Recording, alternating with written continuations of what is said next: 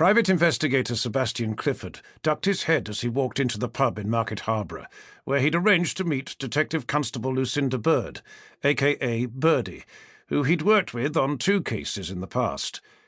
He'd offered her the opportunity to leave the police force and join his new company, Clifford Investigation Services, but so far she hadn't committed. When she'd called and asked him out for a drink, he immediately hoped that it was to tell him yes. His business was in its infancy, but he already had a contract with the Met, thanks to an ex-colleague of his. It brought in some money, but given the choice, it wasn't the type of work he'd want to do on a long-term basis.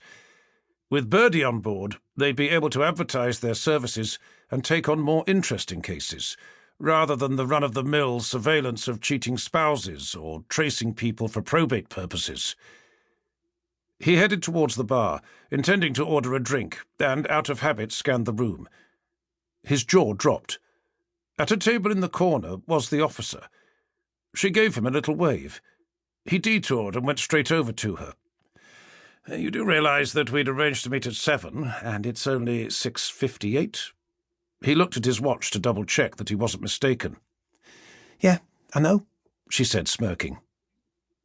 She jumped up from her chair, flung her arms around his chest, as that was as high as she could reach, being a foot shorter than he was, and gave a tight squeeze. He momentarily froze, and then responded with a hug. He'd forgotten how demonstrative Birdie was. Very different from most other people he knew. "It's great to see you. I bought you a pint of stout. I hope that's okay," she said, when she'd finally released him from her hold and they'd sat down. She pushed back her red curls from her face and tucked them behind her ears, then picked up her glass and took a drink. "That was a rather extreme welcome, considering it's only been a few weeks since we last saw each other." "Only in your eyes. I hug all my friends when I see them. If you'd rather, call it a thank you for helping with Lacey's case." Lacey was a little girl who'd been fostered by Birdie's aunt, after being left abandoned on the streets of Market Harborough 12 months previously, identity unknown. Birdie had reopened the case a month ago, and the investigation had put both Seb and Birdie in danger. But eventually, they had discovered Lacey's real name and parentage. Despite the positive result, Birdie had been reprimanded because her sergeant had specifically forbidden her to look at the case again. She'd been advised that her behaviour would be investigated and appropriate disciplinary measures taken. Until then, she'd been confined to desk duty. "I wasn't expecting you for at least another 15 minutes, if that." Seb picked up his beer and took a large swallow. "I wanted to prove that I can be on time when I put my mind to it. In fact, I've been here for 20 minutes already."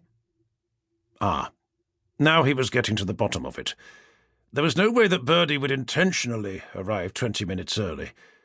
There was most definitely a reason. "Why now, suddenly, do you have this urge to prove you can be on time? Especially as I know you can't." He arched an eyebrow. She shrugged. "I just did." "I don't believe you." She gave a loud sigh. "Okay, I finished work early because I had a meeting with one of the human resources managers. And there wasn't time to go home after we'd finished, so I came straight here. Your face when you spotted me was hilarious. It's almost worth me being early again. Except we know that's not going to happen. Plus, it wouldn't have the same effect. I should have taken a photo." "Was your meeting with HR to do with your disciplinary?" "Of course. What else would it be? I've been given a written warning, which will remain on my file." "Only to be expected." He nodded. "I know. To be honest, I was expecting far worse, like being fired." "But you knew that wasn't going to happen because Sergeant Weston had told you that." "He said not if he had anything to do with it. That didn't mean the bosses would listen to him, although it does appear that this time they did. Thank goodness." Her face softened. "I'm pleased for you." Seb clinked his glass against hers. "Congratulations." "Now it's over. It means I'm no longer on desk duty. Sarge said I can go back out and work on cases, thank God. Being stuck inside was driving me batshit crazy."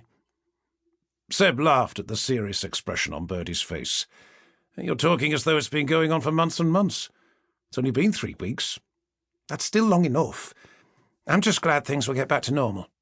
to keep listening to this audiobook. I've left you a link in the description so you can do it, at no cost thanks to Audible's 30-day free trial.